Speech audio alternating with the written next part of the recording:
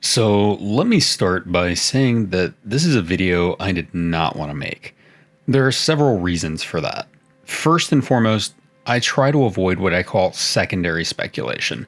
That's when you have a theory about something in lore and develop a new theory based on that theory alone. Secondly, I'm not particularly a fan of this theory, as it being hammered into us so blatantly that I'd be somewhat disappointed to see this being how things eventually end up for our Warrior of Light. Like I said, I didn't want to make this video, but with 6.2 dropping and some of the things we've seen and learned, I don't think I can put it off any longer. Also, in case you didn't realize you were watching a lore and speculation channel about Final Fantasy XIV, this will have blatant spoilers throughout 6.2. Starting now. In Shadowbringers, we learn about the 14th member of the Convocation, Azem, the Traveler, and Shepherd to the Stars in the Dark. We also learn that once upon a time, we were them, and a member of the Convocation and instrumental in Emet-Selch gaining his seat. Which isn't really super relevant to this video, but I'm trying to stall because I don't want to talk about it. Azem traveled the world over, and we were left with a singular incantation that they used to summon allies to their side. An ability we once used sparingly, but now seem to whip out at the drop of a hat. Hey, will somebody please pass the ketchup?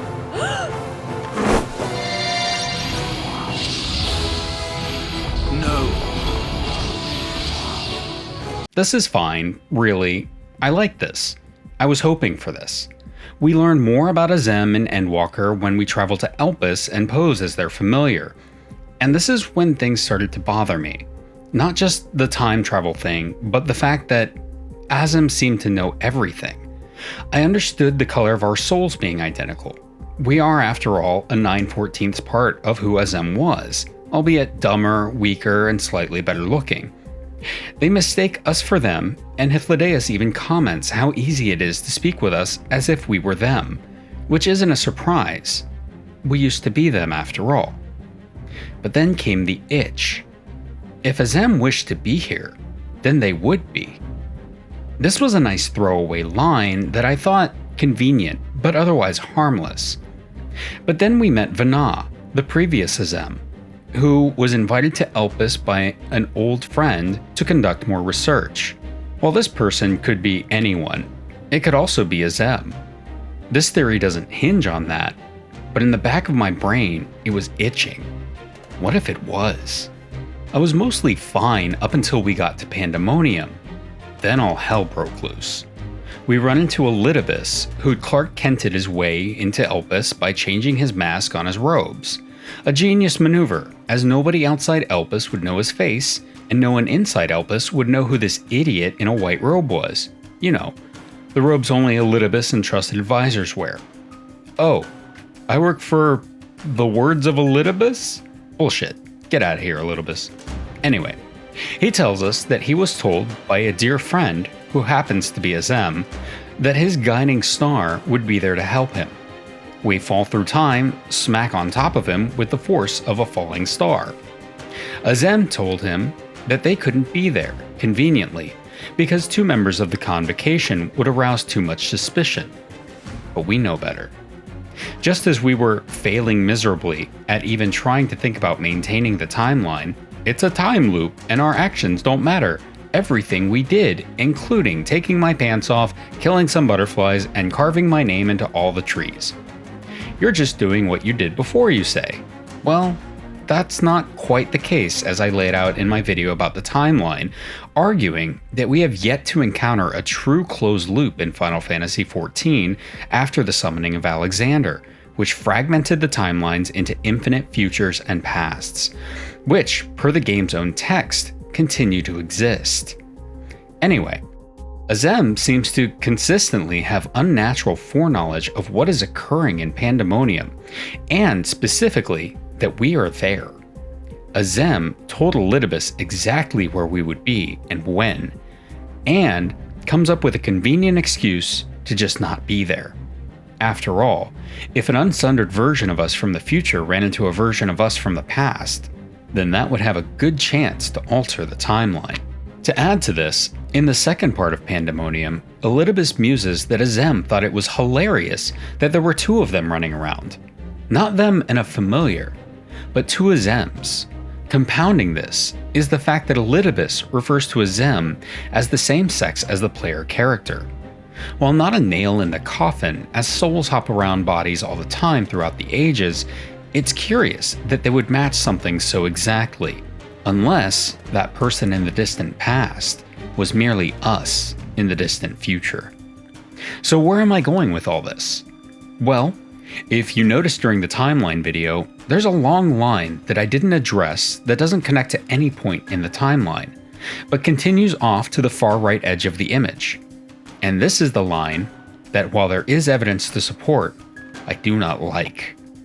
This line proposes that much like how we encountered Ardbert on the first, we will encounter other fragments of our original soul on other shards. And like with Ardbert, we will eventually merge with them, continuing to reclaim our lost heritage and moving closer to being unsundered. With the release of 6.2, I was cautious of the new Reaper character, who we bequeath the edgiest of edgy names, Zero, precisely because so many seemed to hold hope that they were our shard on the 13th. I disagreed, mostly out of hope that this wasn't the direction the game was going to take us in, because, as I said, I do not like this theory. Then, we brought Zero back to the source, and in a scene entirely about her, while closed in on her face, the Maker's Ruin starts to play. It's fine. I have no reason to go back. Exactly like Ardbert. I'm sure many of you have been paying attention to this little ditty. Since ARR, this song has been used during our more climactic moments of each expansion.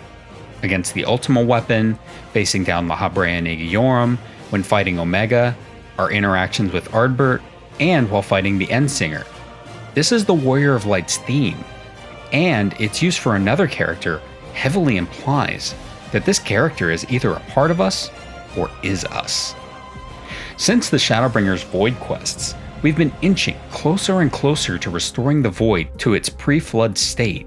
Now, we've gone to a full sprint in that regard. I'm okay with this, truly. The Ascian plan to restore the world wouldn't have been able to truly succeed without the 13th. But they had figured 13/14 was good enough and went ahead with the plan anyway. But thanks to our imperfections, we may have many more options open to us. After all, if you give an old multimillionaire and a bankrupt teenager the same tasks, they're going to approach it in vastly different ways. Scarcity and limited resources breeds creativity through necessity. That's what made it possible for Sundered Yahoos to build a starship in a Final Fantasy game and ride it across the universe to punch the living embodiment of despair in the face. Something Emmett Selk admits the ancients could never have done with their methods. This same quirk of sundered existence led us to discover the light engine Eden, which I assume we will dunk into the void and watch as the world of darkness melts. But anyway, I've gotten off topic here. With Zero coming into the picture and the game assigning our theme to her, it's entirely possible she could reveal herself to be a shard of Azem. This could eventually lead to our merging together, and having a 5/7 Warrior of Light in contrast to the 9/14 we are now. This game has made me far too comfortable with fractions. If this pattern continues, then one day, in the distant future, we'll eventually merge with the last missing piece of ourselves, going unimpeded in our adventure as now the only unsundered beings from Aetheris that is alive on Aetheris, even to the unsundered Sea of Stars. We explore all we can, and one day, we find that there's nothing left to explore. It's a somber moment, much like the quote about Alexander the Great.